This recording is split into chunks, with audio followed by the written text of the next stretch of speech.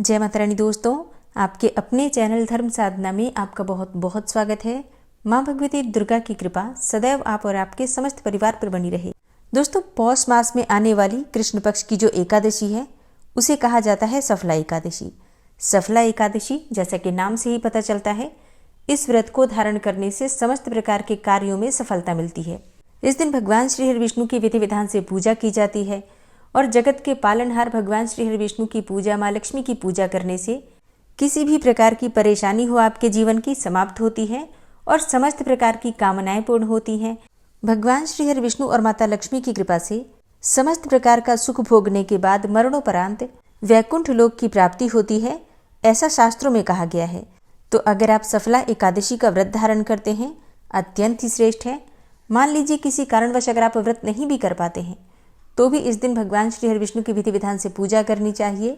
सात्विक भोजन रखना चाहिए। भोजन में आपको लहसुन, प्याज इत्यादि का सेवन नहीं करना है, चावल का त्याग करना है और अपने आचार विचार व्यवहार शुद्ध करके अगर आप पूजा मात्र भी करते हैं तो भी भगवान श्री हरि विष्णु की असीम कृपा आपको प्राप्त होगी।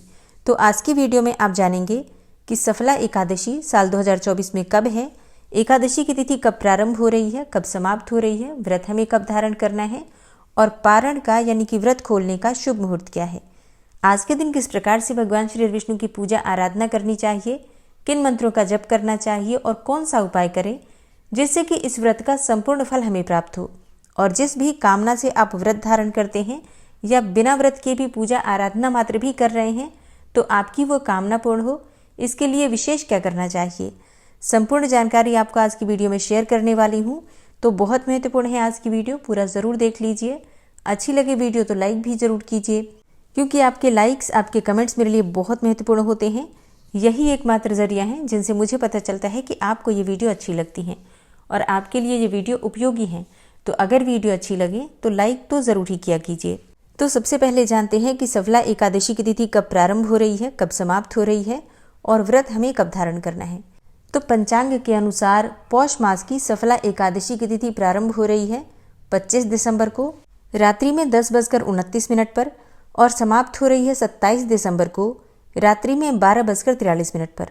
या यूँ कहे कि 26 दिसंबर को देर रात्रि 12:43 पर एकादशी की तिथि समाप्त हो रही है। तो एकादशी का व्रत हमेशा सूर्योदय कालीन तिथि में धारण करते हैं और सूर्योदय कालीन एकादशी की तिथि हमें प्राप्त हो रही है 26 दिसंबर 2024 को और 26 दिसंबर को गुरुवार है। तो इस बार सफला एकादशी का व्रत हम धारण करेंगे 26 दिसंबर 2024 गुरुवार को। अब गुरुवार का दिन है, आप सभी जानते हैं कि गुरुवार का दिन भगवान श्री हरि विष्णु को समर्पित होता है और इस दिन एकादशी का व्रत भी है। तो ये बहुत ही श्रेष्ठ और शुभ संयोग है। 26 दिसंबर को सूर्योदय काल का समय है सुबह 7:10 पर और सूर्यास्त का समय होगा शाम को 5:44 पर। एकादशी के दिन हम ब्रह्म मुहूर्त में स्नान करते हैं।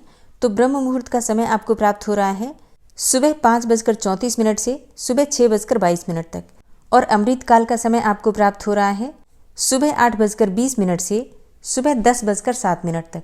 अमृत काल में किया गया कोई भी शुभ कार्य अमृत के समान फल देने वाला माना जाता है। ऐसा कहा जाता है कि जो भी शुभ कार्य हम अमृत काल में करते हैं उसका पुण्य फल हमें कई जन्मों तक प्राप्त होता है।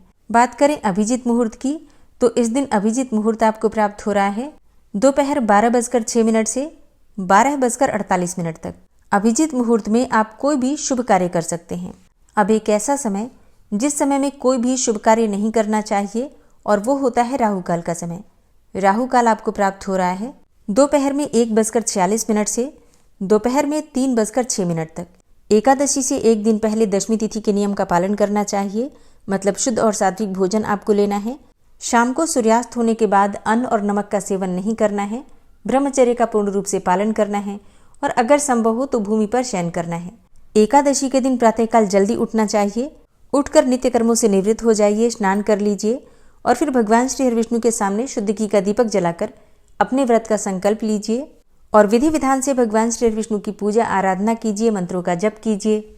दिन भर आपको व्रत रहना होता है, फिर शाम के समय विधि विधान से फिर से भगवान श्री हरि विष्णु की पूजा करते हैं। रात्रि में अगर संभव हो, मतलब जितना भी समय आपसे हो सके, जागने का प्रयास कीजिए। एकादशी के व्रत में रात्रि का जागरण करना अत्यंत श्रेष्ठ होता है और इस समय में अगर आप अखंड दीप प्रज्वलित करते हैं भजन कीर्तन करते हैं तो इससे आपकी किसी भी प्रकार की परेशानी हो उससे मुक्ति मिल जाती है और कोई भी कामना हो आपकी निश्चित ही पूरी होती है। फिर अगले दिन द्वादशी तिथि में आपको व्रत का पारण करना होता है। तो बात करें पारण के शुभ मुहूर्त के बारे में, तो देखिए द्वादशी तिथि में व्रत का पारण किया जाता है और द्वादशी तिथि प्रारंभ हो रही है 27 दिसंबर को रात्रि में 12:44 पर और समाप्त होगी 28 दिसंबर को सुबह 2:26 पर। और हरिवासर की समाप्ति के बाद ही एकादशी व्रत का पारण हम करते हैं, लेकिन इस बार हरिवासर सूर्योदय से पहले ही समाप्त हो जाएगा। मतलब 27 दिसंबर को सूर्योदय होने से पहले हरिवासर समाप्त हो जाएगा।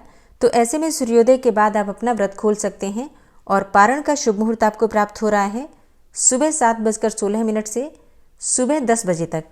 एकादशी का व्रत जब हम धारण करते हैं तो पारण के शुभ मुहूर्त का बहुत ध्यान रखा जाता है, क्योंकि एकादशी व्रत का पारण अगर शुभ मुहूर्त में नहीं किया जाता तो उस व्रत का हमें संपूर्ण फल नहीं मिलता। इसलिए पारण के शुभ मुहूर्त का ध्यान जरूर रखना चाहिए।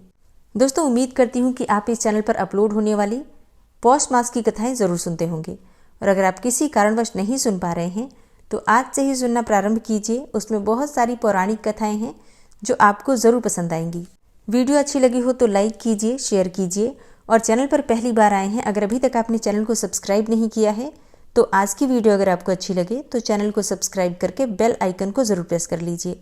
इससे ये होगा कि इस चैनल पर जो नई वीडियो अपलोड होंगी उनकी नोटिफिकेशन आपको सही समय पर प्राप्त होगी। मिलती हूँ मैं आपसे अगली वीडियो में, तब तक के लिए जय श्री राधे।